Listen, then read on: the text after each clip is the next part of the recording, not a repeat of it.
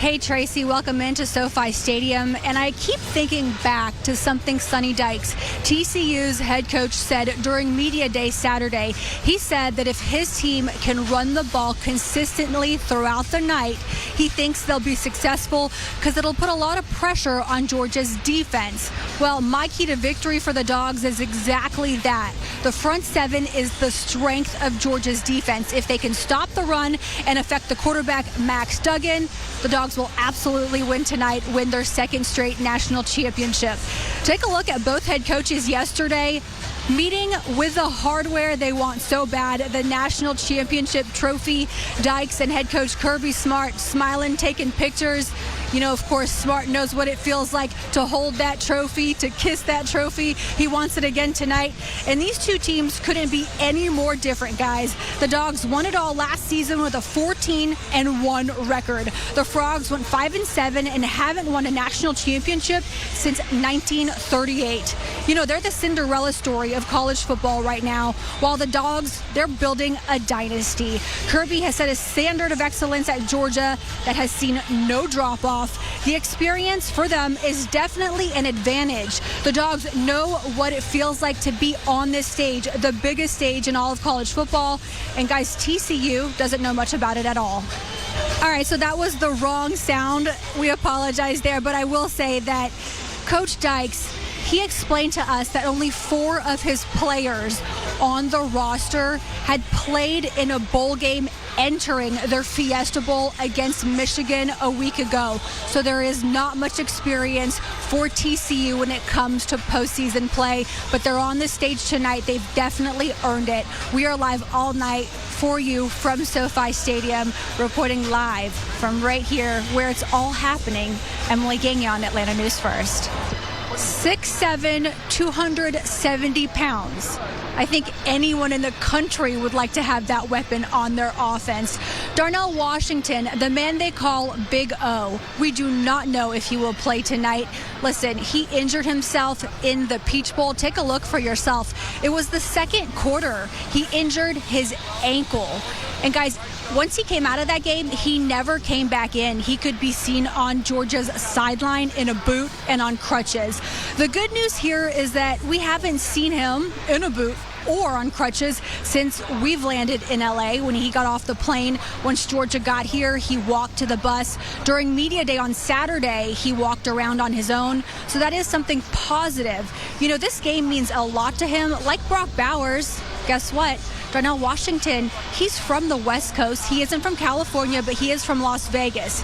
His family does not get to watch him play, especially not since he's been in Georgia. So tonight, this game means extra to him. His family will be here.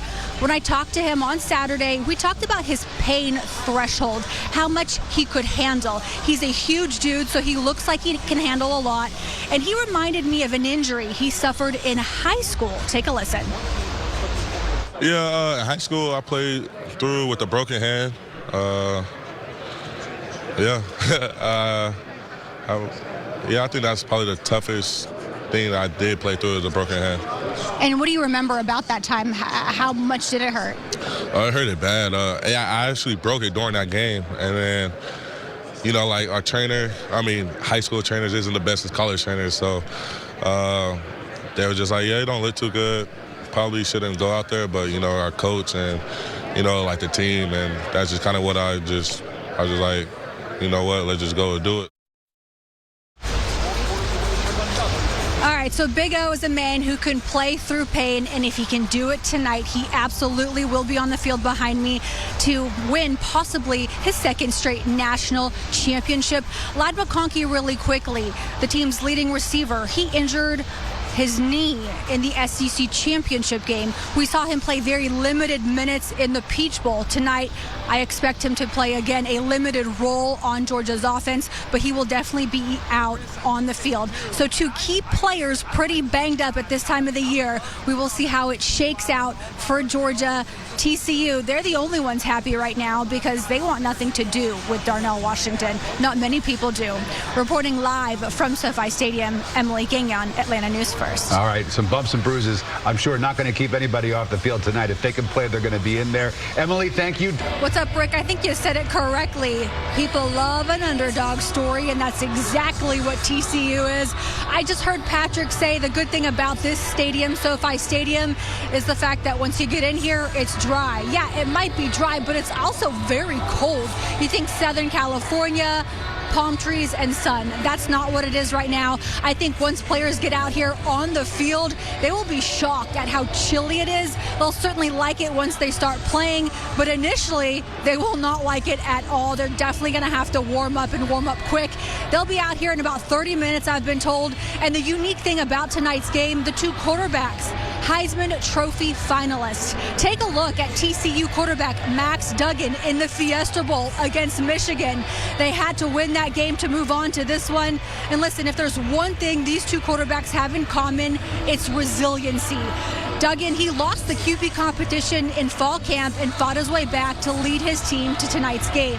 Stetson Bennett went from walk-on at Georgia to JUCO, back to UGA as a scholarship athlete to a national champion, and now he could be a two-time national champion if the Dogs take care of business tonight.